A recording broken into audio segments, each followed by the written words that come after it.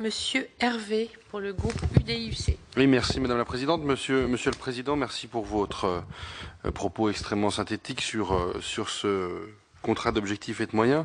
J'irai moi directement au fond du contenu du document. Sur le deuxième objectif, sur lequel vous êtes intervenu assez longuement, vous avez évoqué les nouveaux usages liés au numérique, vous avez évoqué la manière dont Radio France entend muter, évoluer en la matière, et vous savez que la Commission Culture du Sénat est très attentive à cette évolution-là. Alors, ma question sera double. Plus particulièrement, quelles sont les innovations technologiques sur lesquelles vous entendez porter l'effort et investir? Et par ailleurs, quels sont les écueils que vous êtes amenés à rencontrer?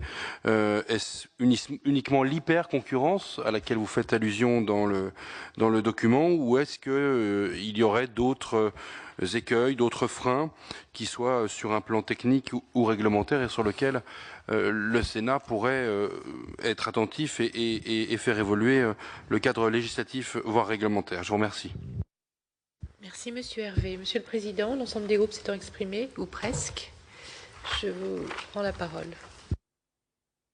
Merci Madame la Présidente. Peut-être je vais commencer par le réseau France Bleu, puisqu'il y a eu plusieurs questions sur ce sujet. Donc vous l'avez vu, moi je souhaite que le réseau puisse être encore enrichi. Dans le précédent COM, nous avions ouvert 3 nouvelles stations.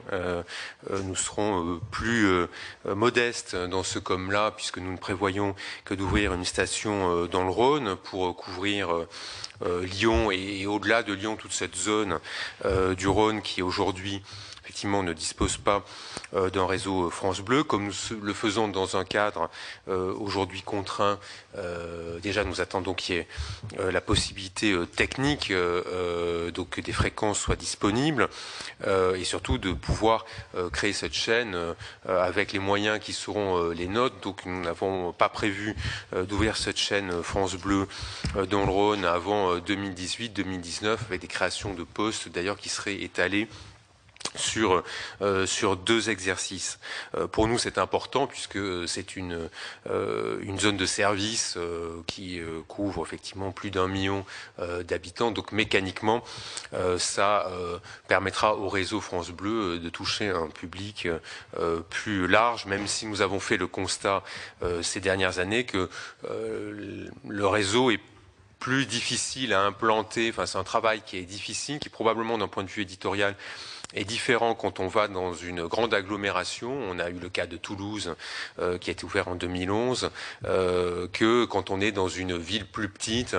Donc voilà, c'est probablement aussi pour nous une réflexion à avoir sur le contenu entre ce que nous pouvons faire, notamment en matière d'information, dans une grande métropole et dans une ville plus petite.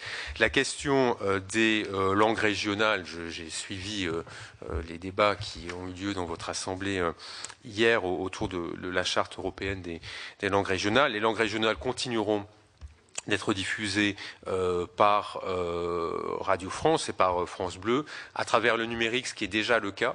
Mais nous souhaitons que cette offre soit renforcée, notamment à l'occasion de la mise en place du nouveau site, qui est tout neuf puisque il a été mis en place au début du mois de septembre. Et l'application, si vous ne l'avez pas encore dans vos appareils portatifs, je vous conseille de la télécharger puisqu'elle est disponible depuis 15 jours.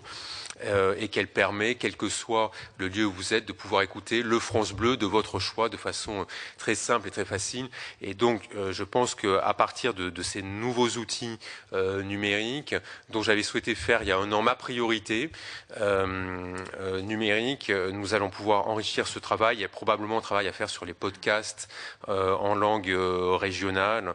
Voilà, donc aujourd'hui c'est une première étape, mais je crois, et notamment pour pouvoir faire vivre ces langues régionales nationale auprès des plus jeunes la nécessité de pouvoir enrichir cette offre sur les outils numériques. Sur l'outre-mer, alors nous avons une présence via des programmes croisés avec le réseau Outre-mer Première, puisque c'est la spécificité de France Télévisions, qui est un groupe de télévision, mais aussi de radio pour les Outre-mer, puisque les stations radiophoniques de l'ex-RFO sont pilotées par France Télévisions, mais nous avons effectivement beaucoup aujourd'hui d'échanges déjà de programmes entre France Télévisions et Radio France dans ce domaine. Il y a eu plusieurs questions et je retrouve les proclamations du sénateur Assouline sur la question de la jeunesse et du service public et du risque d'un décrochage réel entre le service public et une partie importante de la population d'aujourd'hui, donc qui forcément sera aussi la population de demain. C'est un souci qui pour moi est vraiment dans les tout premiers, je dirais presque que c'est le premier, et Frédéric est aussi sur cette préoccupation-là. Ça passe par une offre à destination des plus jeunes, et c'est pour ça qu'on a souhaité vraiment replacer Move avec une cible sur vraiment les publics les plus jeunes, en adoptant les codes, en adoptant le ton, ce qui n'est pas toujours évident, parce que quand on est le service public, je pense que voilà, les élus que vous êtes sont les premiers à être aussi sensibles au fait que ça passe moins bien sur une chaîne de service public, il y a un certain langage qui se tienne, et pourtant c'est le langage aussi de cette jeunesse. Donc c'est vrai qu'on ne peut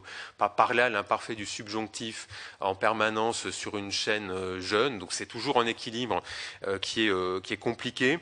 Mais cependant, nous considérons que l'offre jeunesse, l'offre pour les jeunes a sa place sur le service public pleinement, avec des outils de diffusion adaptés aussi à cette population, d'où la question de l'évolution possible de Move vers le numérique. Aujourd'hui, nous avons une trentaine de fréquences FM, mais le numérique nous permet d'avoir notamment un canal supplémentaire. Là aussi, c'est peut-être pas vous, mais vos enfants qui peuvent télécharger l'application de Move, sur laquelle vous avez une deuxième chaîne, Move Extra. Mais vous aussi, hein, voilà, mais plus largement, venez voir ce qu'est cette offre, parce qu'on est le service public et qu'on souhaite, au-delà de la musique, avoir des émissions aussi à destination des jeunes, et le numérique nous le permet. De faire un objectif jeunesse ou de rajeunissement par chaîne nous a semblé très compliqué. Je vais peut-être laisser la parole à Frédéric. Compte tenu des habitudes d'écoute, voilà, je pense qu'autour de cette table, nous avons des habitudes qui ne sont pas celles des gens de 20 ans. Voilà, et donc...